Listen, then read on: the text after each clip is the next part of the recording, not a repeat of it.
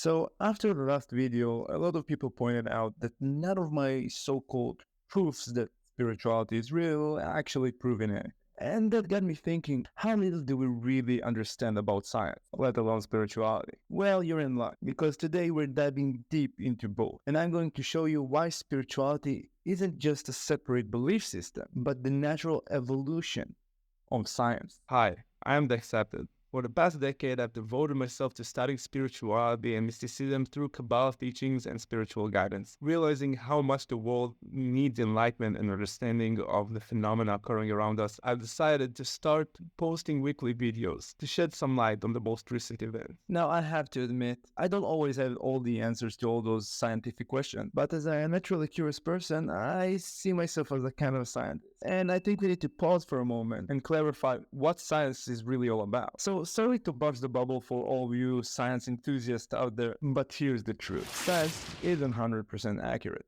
and it never will be. What did he say? Hold on, let me explain. See, any scientist will tell you that there is no 100% certainty in science. That's because science isn't in the business of proving things. Proof is a logical process, not an empirical one. Here's what I mean. Remember middle school? Trigonometry. If A equals B and B equals C, then A equals C.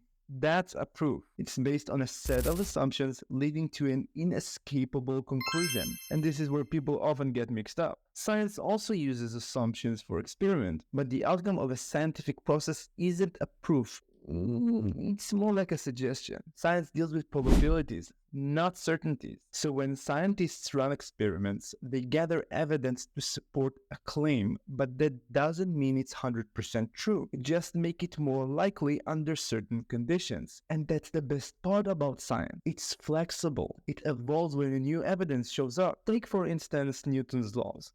For 200 years, people thought they were absolute. But then Einstein came along and showed us that it's not the case. Newton wasn't wrong, his laws just didn't cover every situation. That's how science works. It's not set in stone. It's constantly evolving as we learn more. Now that we clarified what a proof is and what science really is, let's tackle the big question. Why is there such a gap between science and spirituality? In Hebrew, the word for reality is metziut, which comes from the root matzah, meaning that which is found, meaning that reality is what we find in front of us right here, right now. This is crucial because it reveals a deeper truth. Reality itself isn't fixed. It changes over time. The universe isn't static. It's evolving. What we find in front of us today is not what people would have found centuries ago. The very laws of physics, biology, and chemistry aren't timeless. They shift and adapt because the universe itself is in a state of flux. Science knows this too. The universe expands, galaxies move, stars are born and die. Even Darwinian evolution supports this claim. It's not just our understanding that changes. The universe itself is physically evolving, shifting its very foundations over time. Yeah, I know, it's kind of mind-blowing. But here where the challenge comes in. Science by its nature is always working with what we can observe at any given time. And as we said, in order to perform an experiment, we must have certain assumptions. Our current tools and theories help us understand reality as it is now, but they might not work in the future because the universe itself continues to evolve. And that's what creates the gap between science and spirituality. Science agrees that it doesn't hold all the answers. It's always evolving. But from its perspective, it offers the best guess based on what we know, while still holding onto those assumptions. Spirituality, on the other hand, suggests something else entirely. It wants things to be proven. It doesn't like things to be unclear, and it leaves no room for the unknown.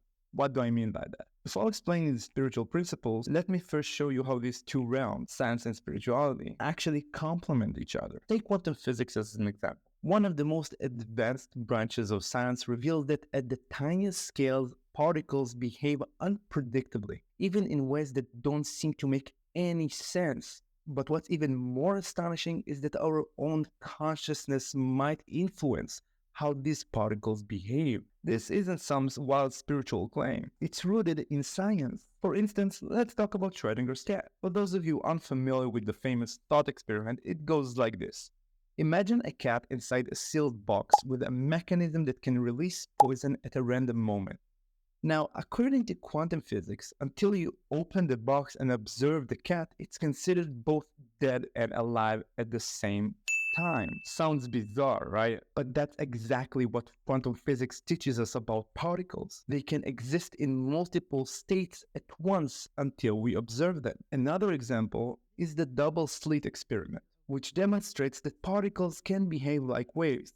But once they are observed by a human in real time, they switch their behavior and start to behave like particles. This suggests that the mere act of observation, our consciousness, alters how particles behave. Science hasn't fully explained why this happens, but Kabbalah teaches that consciousness itself is a driving force of reality, not just something that arises from the brain. So now that we can see how science and spirituality can work together, let's talk about the spiritual principles behind it. Kabbalah teaches us that there are two forces at play. They are known by many names, but for now we'll call them knowledge and faith. Knowledge is the process of learning something new. In other words, when you bring something into your consciousness that we can see, measure, and test right now.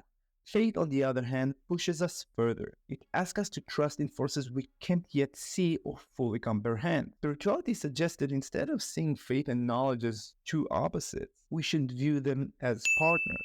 How exactly these two forces combine? Let me give you a simple analogy. Knowledge is like learning 1 plus 1 equals 2 in the first grade. Once you know it, you don't need to believe it anymore. But when you're faced with something you don't yet know, whether it's the existence of God or the efficiency of a vaccine, you have to rely on faith. Think about this. If I told you a random bench was freshly painted today, you'd face a choice. You could either trust me and avoid sitting down, or inspect the bench yourself. Maybe by touching it to see if it's still wet. But before you check, you don't know for sure. You're operating on belief.